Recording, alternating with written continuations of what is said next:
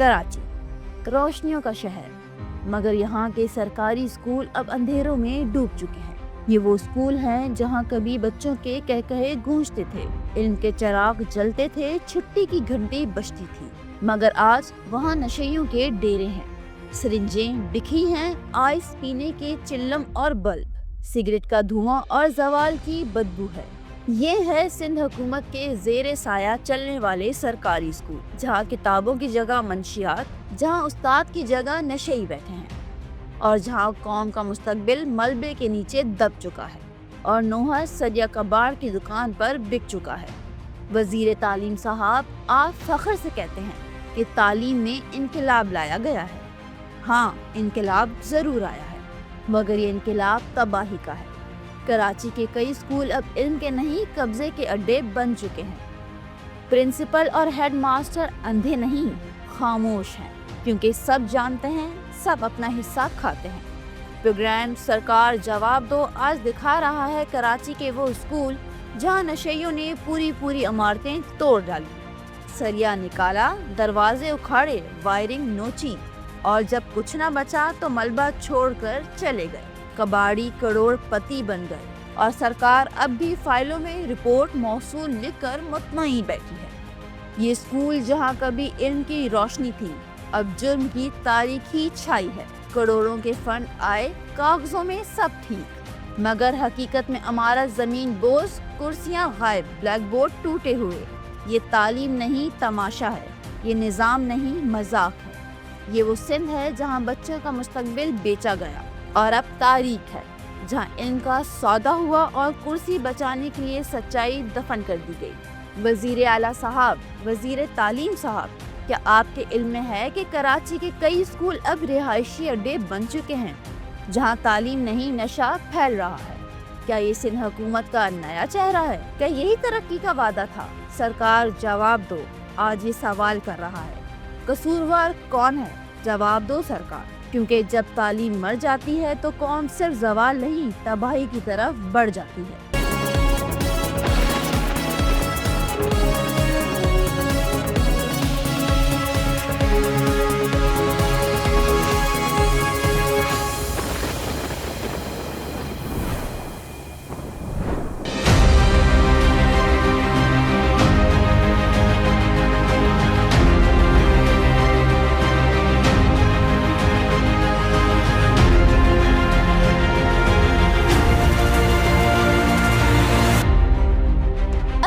Programme सरकार जवाब दो के साथ मैं हूँ आपकी होस्ट अनिला खान और मैं मौजूद हूँ सरकार आपके स्कूलों में। इन स्कूलों की हालत क्या है वो मुझसे ज़्यादा आप जानते हैं। कहते हैं कौमें उस वक्त ज़वाल का शिकार होती हैं जब उन्हें तालीम मुयस्सर ना हो, तो मैं भी इन तालीम गाहों में मौजूद हूँ। यहाँ का हाल क्या है वो अंदर जाके खुद देख लेते हैं।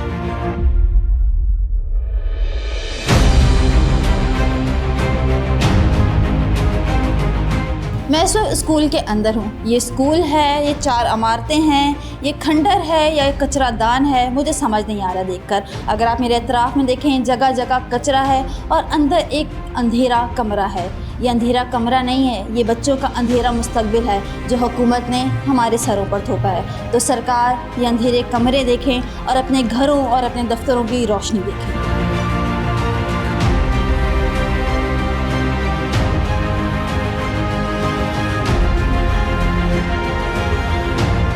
स्कूल की हालत तो आप देख चुके हैं। अब मैं यहाँ के इलाका मकीनों से बात करती हूँ और पूछती हूँ इनसे कि आखिर ये इस स्कूल में पढ़ते कैसे हैं, पढ़ते भी हैं कि नहीं पढ़ते हैं। अस्सलाम वालेकुम सर, ये कब से ऐसे खंडर पड़ा है स्कूल? ये कम से कम 2 साल हो गए। 2 साल से। तो किसी को कोई शिकायत वगैरह की है? वो आते थे कार में, उनको शिकायत करते थे हम लोग कि इसको बनवाओ या कुछ को रहा बनेगा ये बोल के चले जाते हैं। 2 साल पहले इसकी हालत कैसी थी? पहले थे मिसे उसे थप थी, 3 मिसे थी, एक हेड मास्टर था, सब चाबी मेरे पास होती थी इसकी, मैं खोलता था इसको। और ये अचानक ही बंद हुआ है? बस बच्चे चले गए, हिरोनी ये ले गए अलमारी, ये गिरीले निकाल के सारे, तो बंद हो गया। तो रात में यहाँ पे चर्च पीने भी लोग आते हैं? ये अंदर घुसे हुए होते हिरोनी, मार के भगाओ, तो कोई सुनने वाला नहीं है? कोई सुनाई नहीं है। तो ये बच्चे जो यहाँ पढ़ते थे अब कहाँ पढ़ते हैं? अब दूसरे स्कूलों में जा रहे हैं बच्चे। ये स्कूल का हाल है कि स्कूल के अंदर जहाँ किताबें होनी चाहिए वहाँ लोग आके चरसें पी रहे हैं। हम और भी लोगों से बात करते हैं। अस्सलाम वालेकुम। वालेकुम सलाम। मैं इसी मोहल्ले में रहता हूँ। यहाँ पे ये स्कूल बहुत अच्छा खुला था, गरीब बच्चे पढ़ते थे। अब ये बंद हो गया है, उसके उनको बहुत परेशानी हो रही है, पढ़ाई में उनमें दिक्कत हो रही है।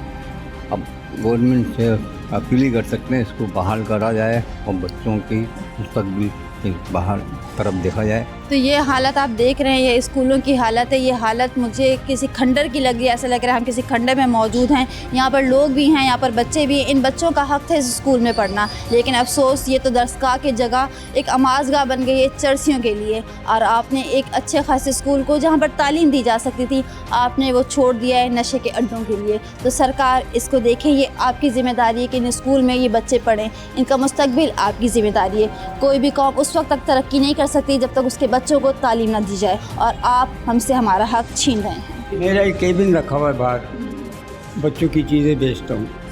ये बना मेरे सामने मेरा घर है। तो मिसें जो थी ना हमारे घर आना जाना, तो चाबी मुझे दे दी, खोल दिया करो से। जब जाती थी ताला लगा देती। अस्सलाम वालेकुम सर, क्या नाम है? वालेकुम सलाम। महमूद अली मेरा नाम है। बेटा ये स्कूल जो है ना पूरा साल ऐसे ही बंद रहता ही है। सिर्फ मई के महीने में यहाँ सफाई होती है, विज़िट होता है, लोग आते हैं, बड़े बड़े अफसरान देख के चले जाते हैं। और स्कूल का हम यही समझते हैं कि इसका काम होगा, बाकी इसका कोई भी काम नहीं होता, सिवाय मई के महीने में विज़िट होता है। इसके अलावा कहीं पे भी विज़िट नहीं होता है। तो मई में ऐसा क्या ख़ास होता है कि विजिट? मई में ये लोग आते हैं सिर्फ चेक करने के लिए, आगे तनख्वाह देना पड़ी है हमें, बस वो उसके बाद ये लोग आते नहीं हैं। तो मई में ये हाल नहीं देखते कि यहाँ पे तो डेस्क तक मौजूद नहीं है? डेस्क नहीं है मौजूद, ये सब साफ़ सफाई हो जाती है, बिल्कुल बेंचें भी आ जाती हैं यहाँ पे क्लासों में, खिड़की दरवाजे लग जाएंगे, उसके बाद फिर ले जाते हैं निकाल के लोग। तो आप लोग ने कभी पूछने की कोशिश नहीं की ये ऐसा क्यों करते हैं? भाई कोशिश किससे करें ये बताएं आप? कहाँ तक जब विजिट में आते हैं तो पकड़ने की कोशिश नहीं करते? कहाँ तक कोशिश करें? रात को 3-3 बजे 4-4 बजे पोल्ट्री आके बैठते हैं, नशा करते हैं, वही उखड़ के ले जाते हैं। अच्छा, ये कौन सा इलाका लगता है, ज़रा ये भी बता दें। मलिर खोखरापाट जी एरिया, खोखरापाट डाकखाना कहलाता है ये। तो आप लोगों ने लोगों से सुना कि यहाँ पर जो है मई में विज़िट होता है, यहाँ पर डेस्कें भी लग जाती हैं, लेकिन अफसोस वो भी चोरी हो जाती हैं और नशे करने वाले उसको भी नहीं छोड़ते। तो सरकार इतनी मेहनत आप करते हैं, आप फ़ीसें देते हैं, लेकिन वो जो फ़ीसें आप टीचर्स को देते हैं ना, तो वो टीचर्स यहाँ पे मौजूद हैं। जो फ़र्नीचर आप लगा कर रखते हैं वो भी फ़र्नीचर यहाँ पे मौजूद नहीं है। तो सरकार, आप खुदा के वास्ते हमारे बच्चों के मुस्तकबिल से ना खेलें। ये स्कूल पढ़ने के लिए हैं, इन्हें पढ़ने के लिए बनाया जाए और हमारे बच्चों को एक बेहतर तालीम दी जाए जो उनका हक़ है। मैं स्कूल के कमरे के अंदर मौजूद हूँ। यहाँ पर डेस्क होने चाहिए थे, यहाँ पर अलमारी होनी चाहिए थी जिसमें बच्चों की किताबें हों। सामने ब्लैक बोर्ड तो है, लेकिन ये सिर्फ स्याह है। ये स्याह हमारे मुस्तकबिल की तरह स्याह है, ये स्याह हमारी तरक्की की तरह स्याह है। अफसोस कि यहाँ पर ना तो असातिज़ा हैं, ना बच्चे हैं, और ना बच्चों के पढ़ने के लिए कोई सामान है तो सिर्फ अंधेरा। या अब इमारत की हालत भी देख सकते हैं, ये किसी भी वक्त टूट जाएगी। ये दरख्त भी जो है टूटने के इंतज़ार में है कि कब टूट जाए। ये वही पहाड़ जो आप लोग ने हमारे पे तोड़े हैं, यही वही टूटने वाली है। लेकिन इसको तोड़ने का क्या मैं अफसोस करूं कि जब इसमें बच्चों को तालीम ही मैसर नहीं है, उनको उनका हक़ ही नहीं दिया जा रहा, तो ये टूटे या तबाह हो या ये कुछ भी हो, इससे क्या फ़र्क पड़ता है अगर इसमें बच्चों को बैठने की ही सहूलत मैसर नहीं है। अफसोस के साथ ये कहना पड़ रहा है कि दीवार तो टूटने वाली है, लेकिन इस दीवार से पहले ही बच्चों के ख्वाब टूट चुके हैं। जो बच्चे यहाँ पर आके पढ़ना चाहते थे, उनके ख्वाब तो आप पहले ही तोड़ चुके हैं। तो ये इमारत टूटे या बची रहे, क्या ही फ़र्क पड़ता है? यहाँ तो पढ़ने की दूर की बात, यहाँ पे खेलना आते तो रंजी पकड़ लेते हैं। ये छोटे छोटे बच्चे हैं, ये खेलना भी इनका हक़ है, यहाँ पे पढ़ना भी इनका हक़ है, लेकिन अफसोस तालीम तो सरकार आपने छीन ही ली है, उनसे उनका खेलने का हक़ भी छीन रहे हैं आप। ये वाशरूम था, ये टैंक था पानी का, और बाकायदा सही पढ़ाई होती थी बच्चों की, लेकिन आहिस्ता आहिस्ता आहिस्ता वो बातों में लगी रहती थी, काम नहीं होता था यहाँ पढ़ाई का। बच्चों को एक दूसरे ने हटाना शुरू कर दिया। तो यहाँ का बाथरूम कहाँ गया? ख़त्म हो गया ना, देखो दरवाज़ा कहाँ है। ये भी रंची ले गए, पूरी ग्रिलें ले गए निकाल के, ग्रिले दरवाज़ा, ये गेट जो ये स्कूल वाले ले गए, डाकखाने में स्कूल है उसको ले गए। माले मुफ्त दिल बेरहम, जिसका जो दिल किया उसने ले लिया। जिसे बेचने गई थी वो सस्ता ले रहा था, तो मास्टर आया उसने वहाँ रखवा दिया गेट। आपने सुना कि टीचर्स तक जो है यहाँ के दरवाजे बेच रहे हैं। असातिज़ा को कहा जाता है कि बच्चों का मुस्तकबिल बनाने में उनका एक अहम किरदार होता है, लेकिन अफसोस कि हमारे असातिज़ा भी पीछे नहीं हैं हमारे बच्चों की तालीम छीनने के लिए, वो उनकी चीज़ें तक बेच रहे हैं। खुदा का खौफ करें, आप लोगों को माँ का दर्जा दिया जाता है। कहते हैं माँ के बाद पहली दरगाह जो होती है वो टीचर्स की होती है, वो ही बच्चे को तरबियत देते हैं। लेकिन क्या तरबियत देंगे, आपकी क्या तरबियत हुई है कि आप बच्चों की चीज़ें तक बेच रहे हैं। मेरे सामने आप देख रहे हैं ये सब जल रहा है। ये जल क्या रहा है, ये तो बच्चों का मुस्तकबिल जल रहा है। ये आप कचरा ना समझें, इसे बच्चों का मुस्तकबिल समझें। उनके ख्वाब जल रहे हैं, उनके तालीम की ख्वाहिश जल रही है, और ये कहना नहीं चाहती लेकिन मुल्क का मुस्तकबिल जल रहा है। अच्छा मुझे बताएं, ये कब से स्कूल बंद है, आप कहाँ रहते हैं और क्या देखते हैं यहाँ पर? मेरे सामने ही रिहाइश है मेरी, ठीक है ना। ये तकरीबन 3-4 साल हो गए बंद पड़ा हुआ है, और खुलता भी था पहले तो 3-4 या 10 बच्चे होते थे, बस वो खाना पूरी होती थी। 10-12 बच्चे होते थे, वो आते थे 1 घंटा 2 घंटे पढ़ते थे और टीचर गायब हो जाया करते थे। हाफ डे में कभी जल्दी कभी सख्ती हुई तो उन्होंने बैठ जाया करते थे, वरना चले जाया करते थे। इसका फ़ंड आता है लेकिन स्कूल ये बोलते हैं बनाते हैं, और किसी टाइम भी इन्होंने कुछ नहीं करा। अब ये देखिए सामने दीवार हमारी है, किसी टाइम भी बच्चों पे गिरेगी तो कितने ख़तरनाक है। आप खाली ऐसे हाथ से धक्का देंगे ना, गिर जाएगी ये। लेकिन कोई मौक़िफ़ नहीं है। या स्कूल वाले आते हैं, देखते हैं, चले जाते हैं, बोलते हैं हम बनाएंगे, तामीर करेंगे, लेकिन ये कौन से सन में होगा ये पता नहीं है। हर साल तालीम के नाम पे ना जाने कितना बजट पेश होता है, और वो बजट कहाँ जाता है ये किसी को नहीं पता। स्कूल तो हैं लेकिन असातिज़ा नहीं है, इमारतें तो बनी हैं लेकिन बच्चों के पढ़ने के लिए डेस्क तक नहीं है। तो अफसोस का मुकाम है, और क्या कहा जा सकता है। यहाँ पर टीचरों को तनख्वाह मिलती होगी, यहाँ पर हर एक चीज़ की तनख्वाह उनके घरों में बैठकर उनको मिलती होगी, लेकिन अफसोस जिसकी वो तनख्वाह ले रहे हैं वो फ़राइज़ सर अंजाम देने को तैयार ही नहीं है। तो खुदारा अब दौरे तो बहुत करते हैं, जब बारिशें होती हैं तब भी दौरे किए जाते हैं, कुछ भी होता है तो दौरे होते हैं। सड़कों पर इतनी गाड़ियाँ होती हैं कि हमें देखकर लगता है कि ना जाने हमारे अवामी नुमाइंदे कितना कुछ कर रहे हैं। लेकिन सरकार, क्या कभी आपने इन स्कूलों में आके देखा है कि यहाँ की हालत ज़ार क्या है? आपके तो बच्चे बड़े बड़े स्कूलों में पढ़ते हैं, कोई ऑक्सफोर्ड में जाता है तो कोई बाहर के मुल्कों में पढ़ रहा है, कोई भी आपका बच्चा इस मुल्क में नहीं पढ़ रहा। अगर आपके बच्चे इस मुल्क में नहीं पढ़े तो क्या इसका मतलब ये है कि आप दूसरे के बच्चों को भी ना पढ़ने दें? हर किसी की इतनी गुंजाइश तो नहीं है कि वो प्राइवेट स्कूल में जाए। सरकारी स्कूल इसलिए होते हैं कि गरीब अपनी जेब के हिसाब से उन्हें यहाँ पर भेज सके, लेकिन आपने उनसे ये हक भी छीन लिया है। तो खुदारा, अगर आपके बच्चे पढ़ सकते हैं तो आवाम के बच्चों को भी पढ़ने का उतरे हैं। अस्सलाम वालेकुम, क्या नाम है अम्मा? फरीदा बानो नाम है। अच्छा मुझे बताएं, ये जो स्कूल है या आपके घर के पास की दीवार लगती है तो कितनी परेशानी होती है? क्योंकि यहाँ पे नशे करते हुए हमने भी लोगों को देखा है।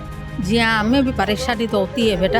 ये नशा ही आते हैं, ये पूरा ये यहाँ का ये माहौल सारा तोड़ दिया, सारे सरिये बेरिये सारे उठा के लेके गए ये लोग। हाँ, अभी डर भी लगता है यहाँ पर कोई आबादी हो जाए, जाए स्कूल अच्छी को खुल जाए या और कोई चीज़ बन जाए तो अच्छी बात है।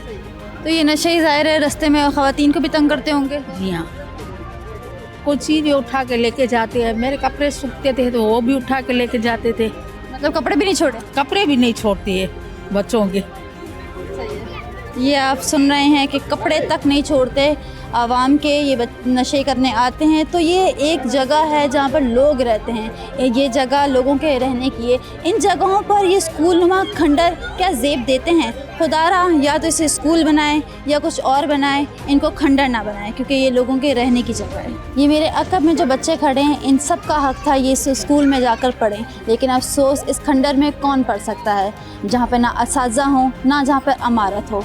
और इस तरह कैसे बच्चों का मुस्तकबिल रोशन होगा जहाँ आपने अंधेरे ही अंधेरे कर रखे हैं। कोई हथौड़े मतोड़े नहीं चलाए, पत्थरों से तोड़ा है।